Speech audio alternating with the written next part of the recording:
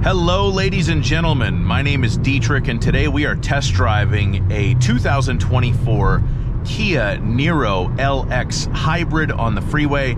This vehicle has a 1.6-liter non-turbo gasoline engine combined with a battery and an electric motor. It makes 139 horsepower and 195 torque. And it is a pretty nice little hybrid to drive. Since this is the LX model, it has an MSRP of just south of $29,000, and it allegedly gets up to 54 miles per gallon on the highway. It fell slightly short of that in my fuel economy test, but you know, close enough for government work and for a Kia, let's be honest. They haven't had the best track record for being honest with their EPA ratings. But some people might look at this car and see the horsepower number and think that if they have to do a lot of freeway highway driving, it might not have enough power for them. And I'm here to tell you that's not really the case at all, because the electric motor and the supplemental batteries give the powertrain so much additional torque. It has plenty of power to get on the freeway, to pass up to a reasonable speed. And it actually has a pretty nice ride on the freeway as well, which is good to be able to say about a relatively small car at a relatively low price point. I find the ride to be very comfortable. I'm a bigger guy, and the seat maybe is a little confining to me, but I did about at least a 2.5 hour drive in it last night, and I wasn't any worse for wear and tear, so I get used to it. And even though I'm a bigger guy, I'm not really that picky about seat comfort. But you can hear the noise. There's a little bit of tire noise, really no wind noise to speak of. A little bit of wind noise. That's about 67 miles per hour. So I think the refinement in that regard is pretty good as far as a vehicle at this price point would be. Obviously, what you're really paying for here is the miles per gallon. This car's rated 53 in the city and 54 on the highway, and that is phenomenal. If it, even if it doesn't quite make that, but it gets close, let's say it averages 50. I mean, 50 miles per gallon is fantastic, and it is a relatively affordable car based on the new car market in this day and age. Obviously, the car prices have gone way up over the last few years, and the increases have kind of plateaued right now, but things are still more expensive than they were 4 or 5 years ago. So anytime now that I test a car that's under 30,000 brand new MSRP, I consider that to be an affordable car, just because they are relatively few and far between, especially if it has some good features. And as we've mentioned, the fuel economy is very good on this car. The power and the driving is pretty good on this car, definitely acceptable for what it is and what it does.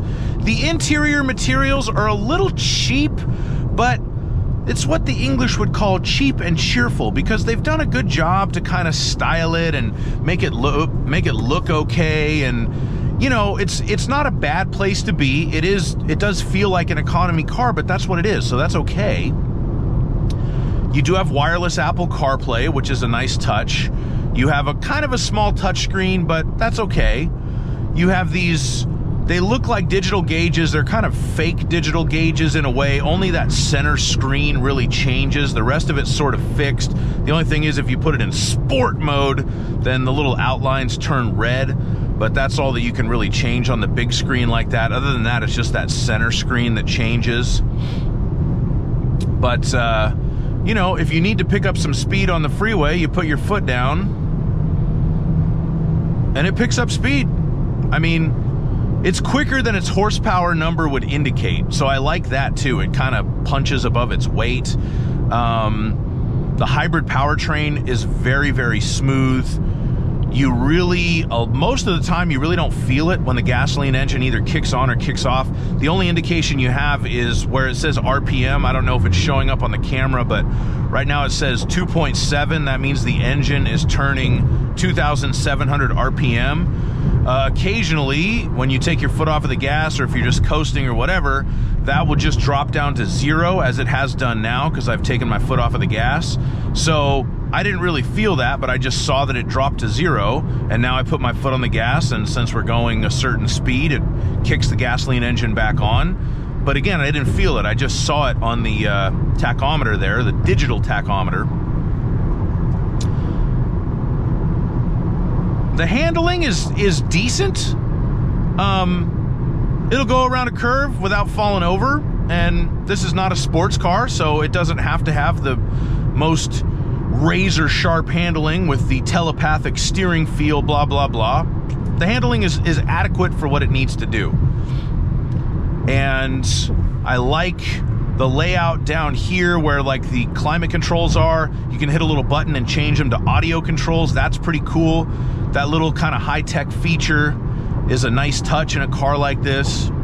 I've been a big fan of most of the modern Korean cars that I've driven. I think the Koreans obviously have really stepped up their game over the last, say, 15 years.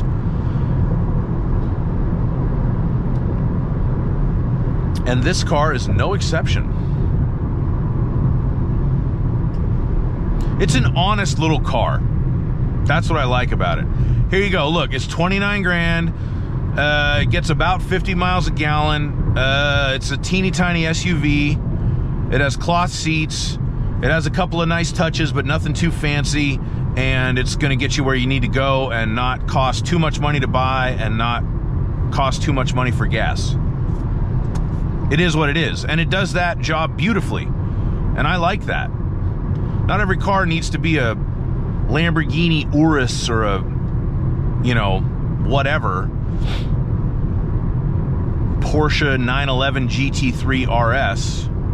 This is a car for a regular person working a regular job, living a regular life, and they just need something efficient and reliable and not too expensive. And I know to a lot of people, 29 grand is a lot of money, and it's a lot of money to me, but I'm just judging that strictly based on the current car market. You know, it's hard to find compact hybrid SUVs for under $30,000, and the Niro is one of them. And it's cool. I like the way it looks outside. It's kind of funky. I don't love it, but I like it. The steering wheel, to me, reminds me of like an old American car from like maybe the late 60s or the 70s. Like, not one of the muscle cars, like one of the big boats, you know, like a Pontiac Catalina or something. I don't know. Maybe I'll find a photograph of an old steering wheel and put it on the screen right now with the year, make, and model of car it came out of to demonstrate what I'm talking about. But it's fine. It's functional. It does its job. You got the volume controls right here. This one doesn't have adaptive cruise control. I think you have to go to a higher level trim to get that, which is kind of a bummer for me.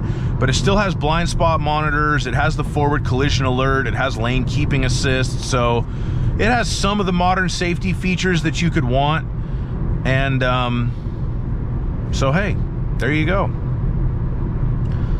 Here we go. Here we go. Maybe we're going to open the taps on the Kia Niro LX Hybrid. Merging onto the merciless 405 freeway in Southern California. But look at this thing. I probably shouldn't film myself going this fast on internet, but I don't care. Who's watching this video right now? And anyway, that's in kilometers per hour, Your Honor, so don't worry about that.